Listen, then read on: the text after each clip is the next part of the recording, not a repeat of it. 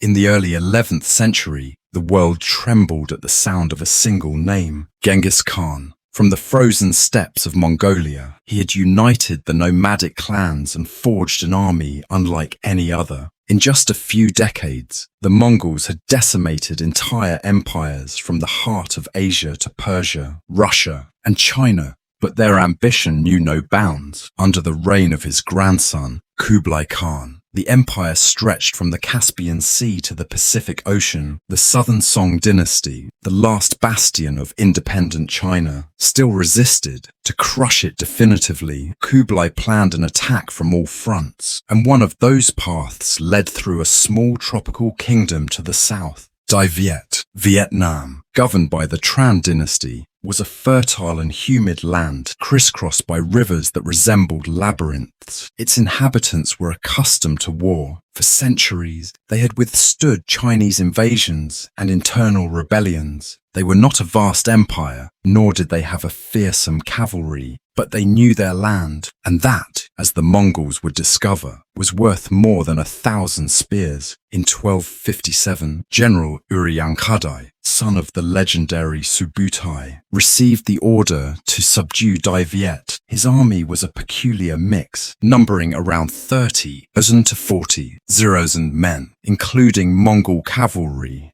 and auxiliary troops from kingdoms already conquered, such as Dali in present-day Yunnan. It wasn't a gigantic force, but history had shown that the Mongols didn't need large numbers to destroy a country. Their speed, discipline, and psychological terror were their real weapons. Before launching the attack, Uriankadai sent 3 diplomatic delegations to the court of Tran Tong, the king of Dai Viet. The emissaries carried a simple message: submit to the great Khan. But the Vietnamese monarch did not kneel. Instead of accepting the humiliation, he ordered the 3 Mongol envoys imprisoned, an act of defiance that sealed the kingdom's fate. The rumor, mentioned in Vietnamese chronicles as the Dai Viet Su Ki Tuan Tu, says that the king knew perfectly well that this decision was equivalent to a declaration of war. But he also knew that submission meant the end of his sovereignty. He preferred battle.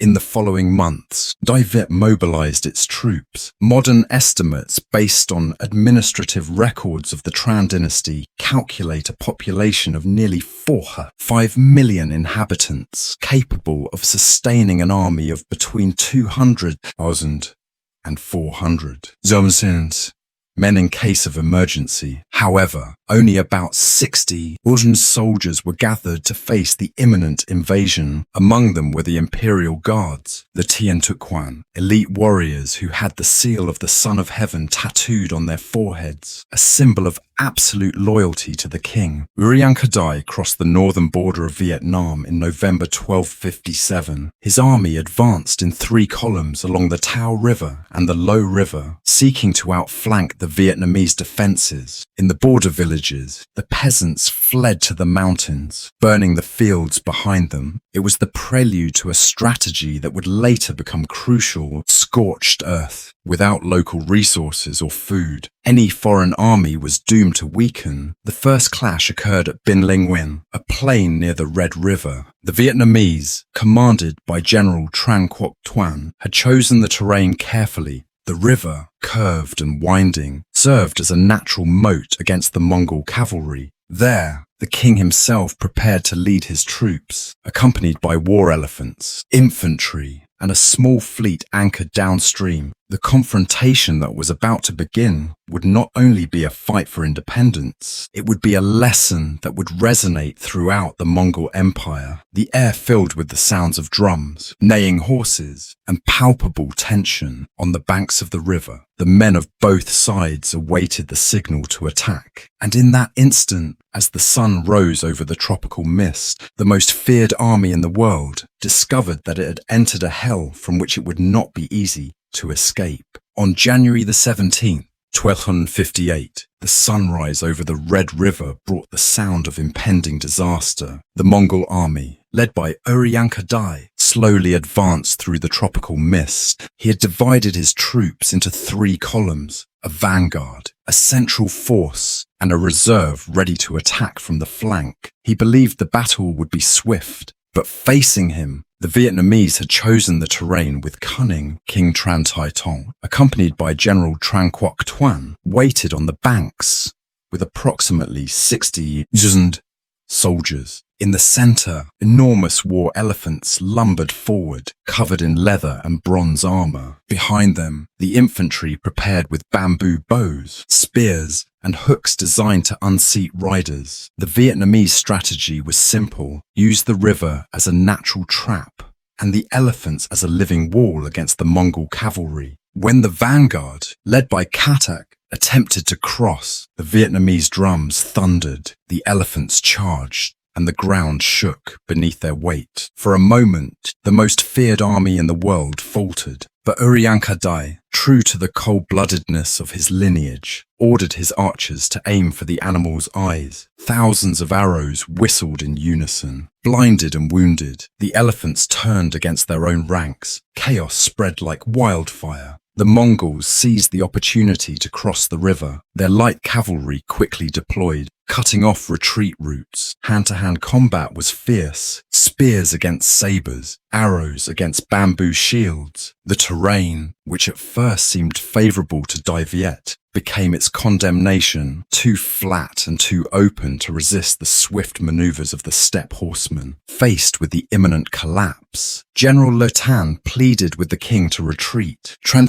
Tong agreed, understanding that his death would mean the end of the dynasty. While the maddened elephants ravaged their own lines, small units sacrificed themselves to cover the retreat. Among them, Commander Fan Chi distinguished himself, dying while defending the river crossing. Chronicles recount that the water became as thick as mud, stained with the blood of the loyal. The Mongols launched a rain of arrows to prevent the escape. But Prince Tran Quoc Kang, still a teenager, directed defensive fire from the boats. Thanks to their resistance, the king managed to embark and escape downstream, leaving behind thousands of corpses. The battle had been lost, but the kingdom still lived. Urianka Dai, furious, blamed his general, Katak, for the boats getting away. According to Chinese and Persian chronicles, Katak committed suicide by drinking poison. Other modern historians suspect he was executed. Whatever the truth, his death set a somber tone for a bitter victory. The Mongols continued advancing towards Thang Long, present-day Hanoi.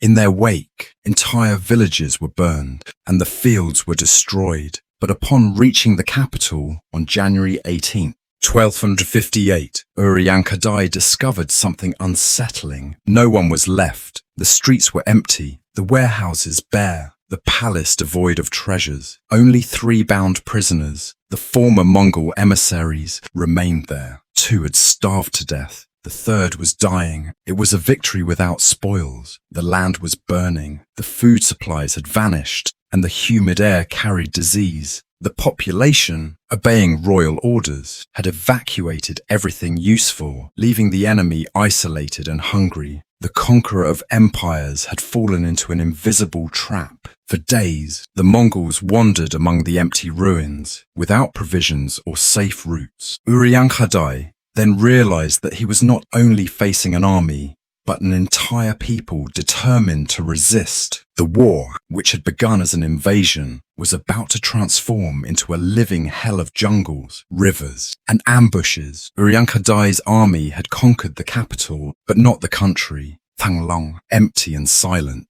became a prison without walls. The warehouses were empty, the fields burned, and the rivers infested with mosquitoes. Torrential rains and tropical heat turned the Mongol camp into a mud pit. The Vietnamese strategy was brilliant, not to confront the enemy directly, but to let them die of hunger and despair. For days, the Mongols sent out groups to search for food in the surrounding areas, but every village was a trap. The peasants had fled with their supplies, and erected trenches in the hills. Mongol patrols were ambushed in the rice paddies and disappeared without a trace. Uriankadai realized that if he didn't move quickly, his army would be annihilated by starvation before weapons could even be drawn. Meanwhile, King Tran Tong reorganized his forces downstream in Thien Mac. With the help of his nephew, Chen Kuokang, and General Trang Quoc Tuan, he gathered a new army reinforced by local militias and a powerful river fleet.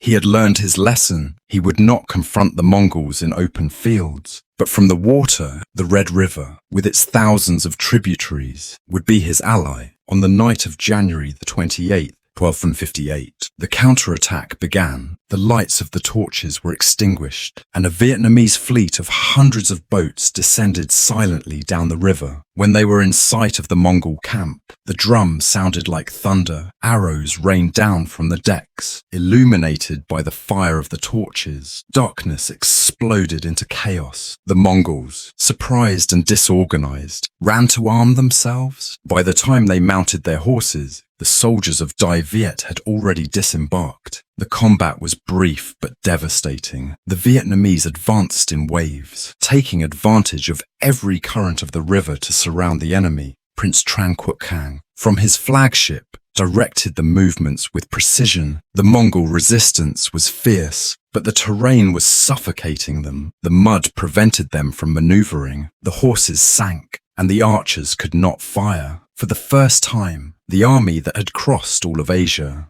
found itself cornered in a hopeless jungle. Uriankadai realized that continuing the campaign would be suicide. In just 9 days, he had lost half of his force and had no food. He ordered a retreat north along the course of the Red River, but that retreat would not be peaceful. In the valleys and mountains of the north, Vietnamese troops and villagers ambushed the invaders at every turn. Chronicles speak of a series of lightning attacks where the peasants disguised themselves as merchants or fishermen and attacked with spears hidden beneath their nets. The exhausted Mongols could not advance more than a few leagues a day. When they finally crossed the border back into China, only a fraction had survived. Sources differ on the exact numbers. According to the Persian historian Rashid al-Din Hamadani, of the initial 40,000 men, fewer than 5,000 returned alive. Chinese chronicles speak of around 30,000 survivors. In any case, it was one of the worst defeats in Mongol history. In the court of Kublai Khan, the news was received with silence. The emperor could not accept that a small tropical kingdom had resisted his empire. He would attempt 2 more invasions in 1285